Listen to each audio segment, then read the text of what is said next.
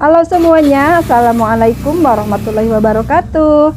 Jumpa kembali dengan vlog harian saya di channel Teteh Simpur Jaya. Di video kali ini seperti biasa aktivitas harian di warung sembako ya. Dan kali ini kita akan unboxing lagi belanjaan kita hari ini ya. Ini Kakang Prabu yang belanja kali ini ya, lagi sempet lagi ada di rumah. Biasanya anak bujang terus yang belanja ya, kali ini papahnya yang belanja ya, papanya anak-anak yang belanja.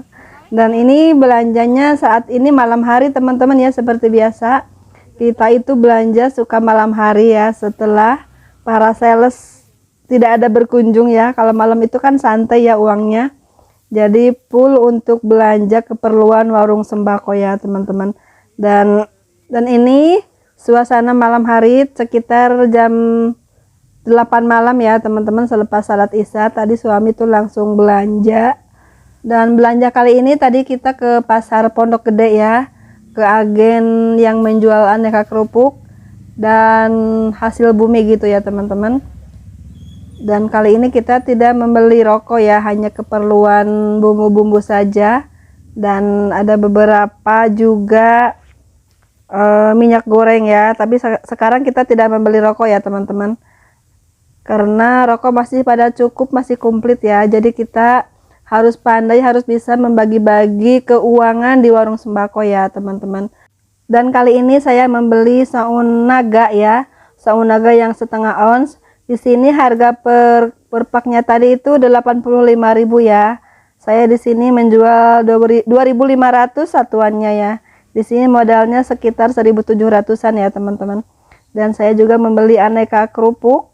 Ada kerupuk obor, ada kerupuk udang, dan juga ada kerupuk bawang ya teman-teman. Dan beginilah cara saya mengatur keuangan di warung sembako ya teman-teman. Jadi kita setiap hari belanja ya, kita berbelanja ke beberapa agen. Kadang kita berbelanja hanya mencari rokok saja dan keperluan obat-obatan dan lainnya ya.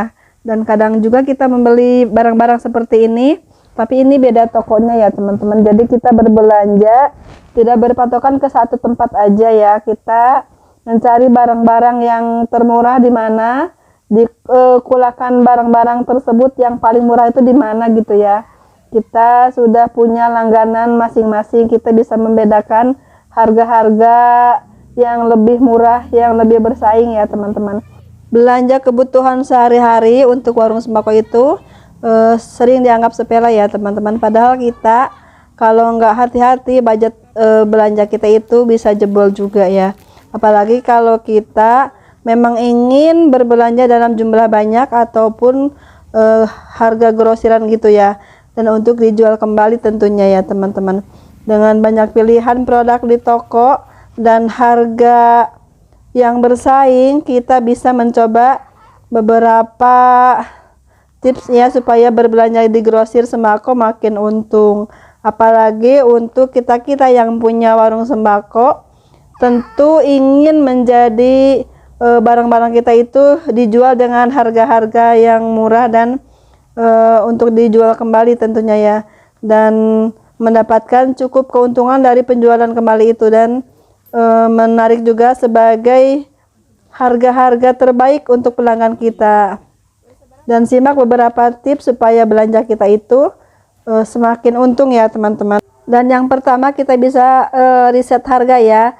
Dengan banyaknya pilihan yang ada di pasaran, riset itu sangat penting karena kita bisa mencoba melakukan riset secara online ataupun offline ya, dengan mendatangi langsung ke toko-toko grosiran tempat kita berbelanja ya. Lakukan riset ini di beberapa tempat dan bandingkan harga-harga serta pilihlah produknya yang terbaik untuk di warung kita. Dan setelah itu kita gunakan hasil riset tadi untuk menentukan harga tertinggi yang sesuai dengan budget belanja kita ya. Dan kita pastikan juga terhubung dengan supplier tangan pertama, dan tentunya kita bisa mendapatkan harga terbaik dan termurah ya teman-teman. Dan yang kedua, buatlah daftar belanjaan ya.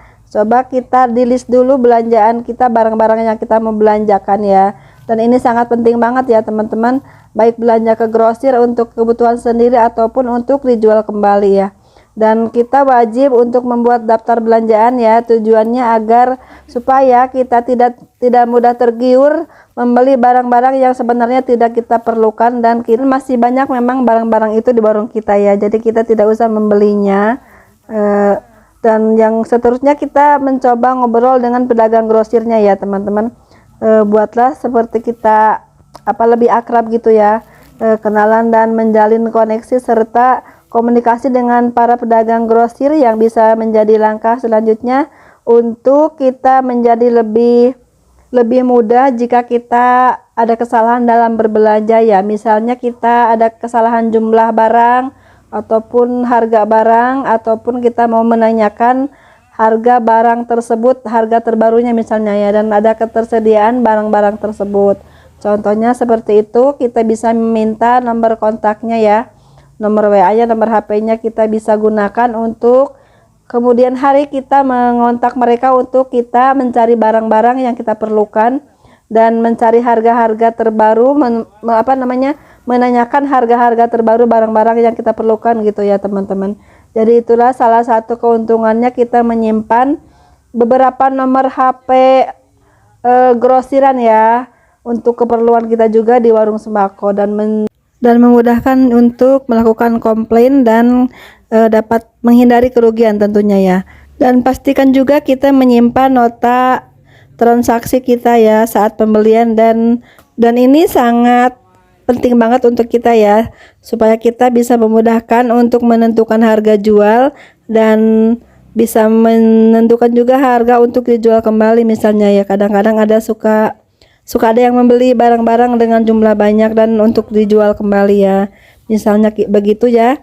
Dan itu salah satunya untuk mencegah juga kerugian ya, supaya kita itu ingat selalu dengan harga-harganya. Misalnya kita lupa, kita bisa melihat kembali nota baru tersebut. Ini pengalaman saya ya teman-teman, saya tuh menyimpan beberapa lembar nota bond gitu ya, beberapa lembar, nggak tahu deh, setumpuk banget, banyak gitu. Dan ini saya bisa melihat-lihat, kadang-kadang suka lupa harganya, harga barang A misalnya ya, saya lihat-lihat lagi di nota-notanya itu ya. Kadang-kadang udah ada yang beberapa bulan gitu, kok ini masih ada tersimpan. Tapi kadang-kadang kita suka butuh ya, suka melihat harga-harga terbaru dan membandingkan harga-harga yang lama gitu, berapa persen kenaikan barang-barang tersebut. Nah itulah kegunaan kita menyimpan beberapa nota, beberapa bond. Memang sih kelihatannya sepele ya, itu sampah, numpuk-numpuk aja buat apa gitu, tapi sebenarnya kita perlu ya. Kadang pengen lihat juga harga-harga tahun lalu, bulan lalu itu seperti apa gitu, kenaikannya berapa ribu, berapa puluh ribu gitu kenaikan harga barang tersebut. Untuk selanjutnya kita unboxing belanjaan kita ya. Ini ada beberapa kerupuk ya, aneka kerupuk obor di sini 78.000, ada kerupuk bawang di sini 80.000, dan ada juga ini saun tadi udah ya. Ini ada saya membeli tepung panir ya, ini hanya membeli kiloan ya, karena katanya tidak ada yang balan, tadi lagi habis. Ini saya beli cuman 3 kilo saja teman-teman nih. Per kilonya di sini 17.000, kita jualnya di sini 5 ribuan per seperempatnya ya. Dan saya juga membeli kacang hijau. Ada juga permipan ya. Permipan di sini saya jual 6 ribuan satuannya ya. Dan ada juga saya membeli sasa yang seperapatan ya. Di sini sudah 11.660 rupiah ya. Saya jual di sini 13.000 sasanya. Dan ada juga saya membeli kemiri 2 kilo ya. Di sini kemiri 2 kilo hanya 80.000 teman-teman. Ini dan perintilannya ya, ada beberapa lembar Milo. Dan di sini Milonya 19.000 per encengnya ya teman-teman, agak mahal sedikit. Dan juga ada ini Ovaltine juga ya. Ovaltine juga sama harganya 19.000 per encengnya. Ada juga tepung maizena ya, maizena kecil di sini saya jual 5.500 ya, modalnya 4 ribuan. Ada juga yang besarannya itu modalnya di sini 5.500, saya jualnya 7,5 ya teman-teman. Dan tepung maizena ini bukan barang keseharian ya, bukan barang pokok gitu. Ini hanya pelengkap saja, dan hanya sesekali ada yang menanyakan ya, tapi tidak ada salahnya kita menyediakan barang seperti ini. Dan di sini saya mengambil keuntungan lumayan di atas 1.000, kadang-kadang di atas 1.500 ya gitu ya teman-teman. Ini karena lakunya tidak setiap hari gitu. Ini juga barang tidak setiap hari laku ya, tapi kita sediakan saja. Ini modelnya 2.600 ya, kita jual di sini 4.000-an. Dan memang itu bukan barang harian ya teman-teman, tapi sesekali ada yang menanyakan. Dan ini juga ada sasa ya, sasa 1.000-an dan sasa 500 rupiah. Di sini biasa kita eceran 1.000-an dan 500-an ya. Ini sudah tipis banget harga sasa, itu naik-naik semua ya teman-teman ya. Harga micin itu naik harganya ya. Generasi micin ya, tapi alhamdulillah laris manis ya, bumbu penyedap ini sangat digemari para ibu-ibu ya. Dan ada lagi saya membeli saus tomat ya teman-teman, saus tomat meja. Saus tomat meja saya membeli 2 lusin. Di sini harganya 6.000-an ya per botolnya, dan saya menjualnya 7.000. Ini lumayan laku ya. Lumayan laku, cepet lakunya gitu ya. Jadi kita mengambil keuntungan 1.000 rupiah. Kalau ini sih hampir setiap hari lakunya ya teman-teman. Dan ada lagi saya membeli baking powder dan baking soda ya. Di sini baking powder ini saya ecerannya 7.000-an rata-rata sama ya. Dengan modalnya di sini 5.000 rupiah teman-teman ya, satu piece-nya ya. Ada juga saya membeli mayones. Mayones ini lumayan laku juga ya, tapi tidak setiap hari laku, tapi insya Allah laku ya. Dan lumayan cepet ya, tapi tidak setiap hari ya. Tapi kadang-kadang suka ada yang membeli ya. Saya membeli dua pak saja ya, isinya 10 ini. Nah, modalnya 3.000 rupiah, saya menjual 5.000 rupiah. Dan ada juga ini agar-agar ya, aneka agar-agar. Kita membeli 8 pak ya teman-teman. Ini aneka warna ya, ada yang putih, ada yang coklat, ada yang merah, ada yang hijau gitu. Di sini harga agar-agar ini 48.000 per paknya ya. Jadi modalnya itu 4.500.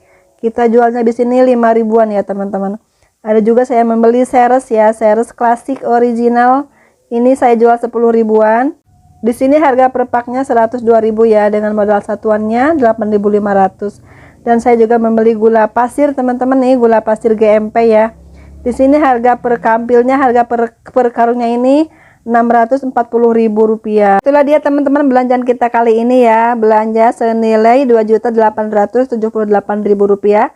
Barangnya seperti tadi ya. Terima kasih sudah menonton ya. Jangan lupa like, komen juga subscribe-nya ya. Sampai jumpa di video selanjutnya. Assalamualaikum warahmatullahi wabarakatuh. Tetap semangat semuanya para pejuang omset ya.